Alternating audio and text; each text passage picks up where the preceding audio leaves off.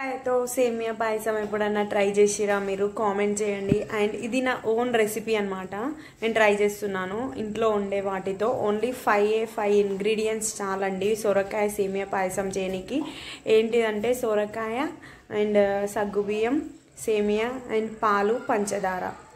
ఇవి చాలు సొరకాయ పాయసం కోసం నేనైతే హాఫ్ సొరకాయని తీసుకొని పీస్ అయితే కట్ చేసుకున్నాను ఒక ప్యాకెట్ అయితే సేమియాని తీసుకున్నాను అన్నమాట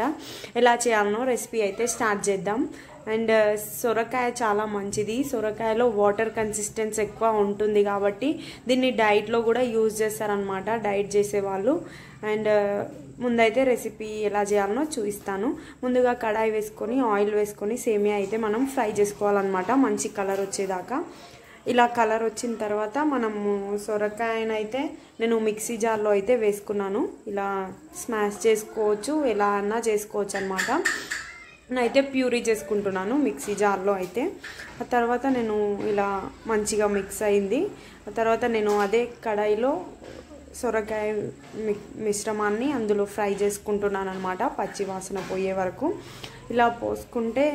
మనకు స్మెల్ రాదన్నమాట పచ్చి స్మెల్ అనేది పోతుందన్నమాట కొద్దిగా ఫ్రై చేసుకోవాలి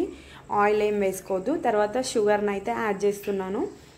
షుగర్ని యాడ్ చేసిన తర్వాత అది అందులో కలిసిపోతుంది కాబట్టి వాటర్ కన్సిస్టెన్సీ ఎక్కువ ఉంటుంది అది అబ్జర్వ్ చేసుకుంటుంది అనేసి నేను షుగర్ అయితే యాడ్ చేసుకున్నాను మనం తర్వాత కూడా యాడ్ చేసుకోవచ్చు షుగర్ని నేనైతే ముందే యాడ్ చేసుకుంటున్నాను చూడండి ఆ తర్వాత ఇలా మంచిగా షుగర్ అయితే మెల్ట్ అయిందనమాట అందులో కరిగిపోయింది ఇలా కలుపుకోవాలన్నమాట కింద అంటకుండా తర్వాత నేను అయితే పాలు కాచి చల్లార్చుకున్న పాలు అయితే వేసేసుకుంటున్నాను ఇందులో అండ్ ఇలా కలిపేసుకున్నాను పాలు కూడా కొద్దిగా హీట్ అవ్వాలనేసి ఇలా మంచిగా కలిసిపోయిందనమాట అండ్ ఆ తర్వాత నేను ఇలా కొద్దిగానే పాలు తీసుకున్నాను కాబట్టి ఇంకొంచెం పాలు అయితే యాడ్ చేసుకుంటున్నాను వాటర్ ఏమి యాడ్ చేసుకోకుండా పాలు అయితే యాడ్ చేసుకున్నాను ఇలా కలిపేసుకొని మనం ముందుగా నానబెట్టుకున్న సగ్గుబియ్యం ఉంటుంది కదా అది మంచిగా నానిందో లేదో అనేసి ఇలా ఫింగర్తో అయితే చూస్తున్నాను అనమాట ప్రెస్ చేసి తర్వాత మనం ఇలా మంచిగా కలుపుకొని ఇలా పొంగు మీదకి వచ్చిందనమాట పొంగుతుందనమాట ఆ తర్వాత మనం సగ్గుబియ్యాన్ని అయితే అందులో వేసేసుకోవాలి మంచిగా ఉడకాలి కాబట్టి అది కూడా తర్వాత నేను ఇలా కలిపేసుకున్నాను సగ్గుబియ్యాన్ని కూడా వేసిన తర్వాత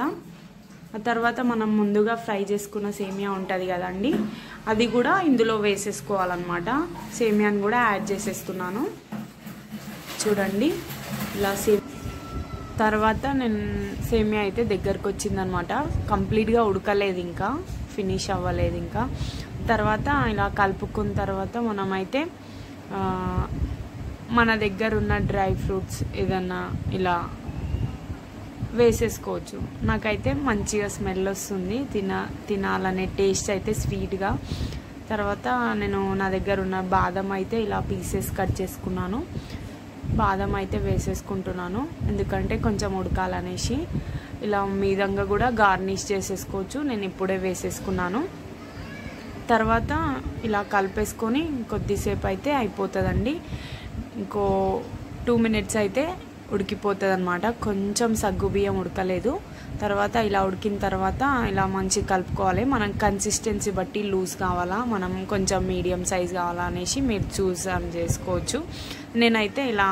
మీడియం సైజులో ఇలా ఉడికించుకున్నాను మంచిగా మరీ లూజ్ కాకుండా మరీ టైట్ కాకుండా